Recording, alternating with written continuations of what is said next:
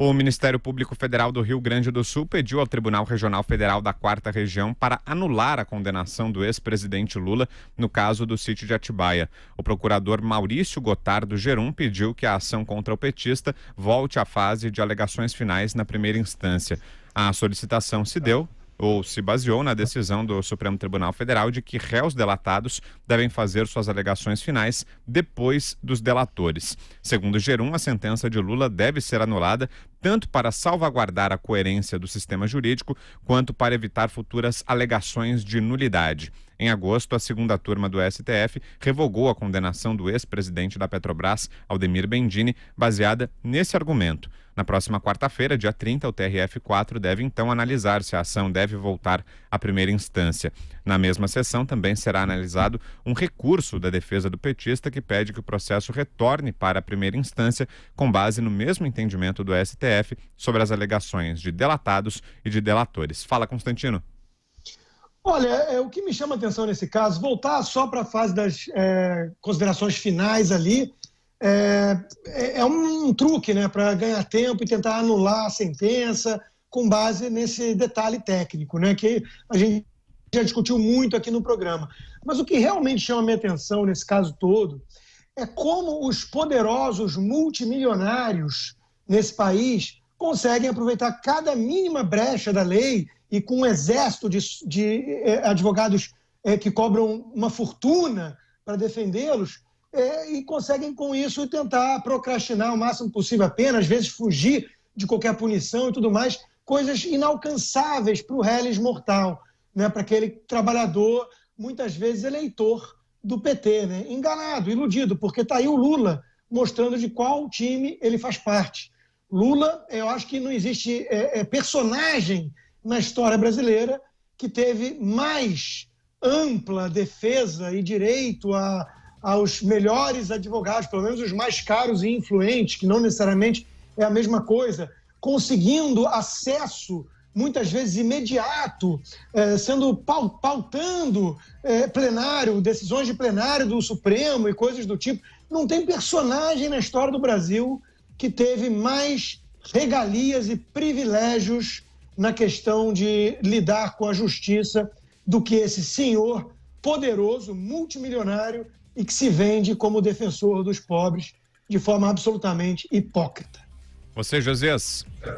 Olha, o pedido da Procuradoria para que o TRF4 devolva o processo sobre o sítio de Atibaia para a primeira instância é uma consequência direta da decisão do Supremo, essa decisão que assegurou aos réus delatados o direito de apresentar suas alegações finais nos processos depois dos réus delatores.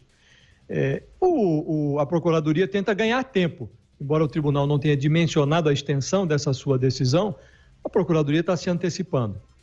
No instante em que o TRF4, esse que está sediado em Porto Alegre, se equipava para pendurar no pescoço do Lula mais uma sentença de segunda instância, o relógio da Justiça vai ser atrasado por ordem da Suprema Corte, sempre a Suprema Corte brasileira.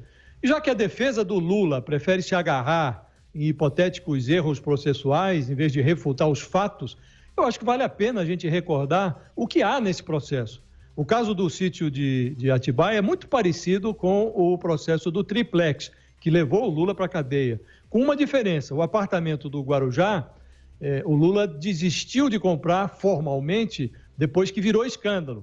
A propriedade de Atibaia virou escândalo porque o Lula utilizou mesmo sem comprar. Então, sobram no processo evidências de que o Lula usufruía do sítio como dono. Entre 2012 e 2016, servidores a serviço do Lula, como ex-presidente, ele tem servidores públicos a serviço dele, receberam mais de 1.000 diárias para viajar para Atibaia, funcionários do sítio trocaram e-mails com o Instituto Lula, uma batida policial, a Polícia Federal encontrou lá espalhados pela casa roupas e objetos pessoais do Lula e da mulher dele, que hoje é falecida, e membros do consórcio Odebrecht, OAS e Bunlai, duas notórias empreiteiras do Petrolão e um pecuarista companheiro, aplicaram lá no sítio mais de R$1 milhão em verbas de má origem para reformar o sítio. A defesa alega que o Lula não sabia nem que o sítio ia ser reformado. Quer dizer, nessa versão, os contratos comprovariam que as despesas correram por conta dos donos do imóvel.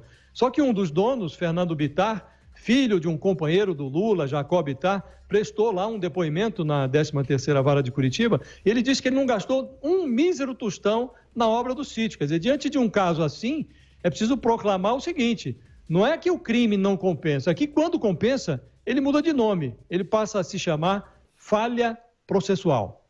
Fala, Vera. É bom, Josias, fazer todo esse histórico do caso, né? Porque muitas vezes a gente esquece tudo que viu, tudo que viveu, tudo que tem de prova nesse caso, os pedalinhos, os roupões com os brasões ali, os monogramas com o nome do presidente, os vinhos do presidente na adega do sítio, o fato de que o próprio dono supostamente visitou o sítio e ficou falando com a nora do Lula a respeito da suíte presidencial, etc, etc.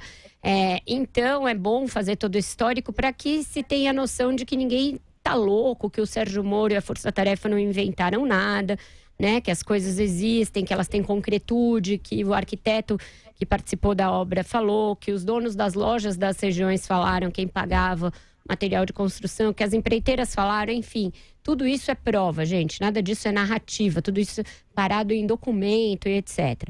Quanto a essa volta, né, eu acho que o Ministério Público e o TRF4 se anteciparam a algo que virtualmente aconteceria, e eu acho que é bom que seja assim, porque se perde menos tempo. Então, a gente falou disso aqui ontem, agora o Ministério Público está justamente falando o que a gente falou. Fazendo o que a gente falou, pedindo para que volte, para que justamente não se perca tempo esperando que o Supremo module a decisão, diga para quem vale, diga o momento no qual vale, diga se vale para quem pediu de mão levantada ou por escrito, etc, etc. Então, vai se ganhar algum tempo com isso, o processo volta. Acho que dificilmente a sentença do juiz que substituiu o Sérgio Moro vai ser diferente, justamente por tudo isso que o Josias lembrou bem aqui, que eu acabei de também reforçar. Então, vai se perder algum tempo, mas eu acredito que no caso do Lula, e nesse caso específico do sítio, no qual tem muita evidência e muita materialidade, vai ser impossível, mesmo com base no VAR, no tapetão, em qualquer tipo de coisa, se mudar o veredito.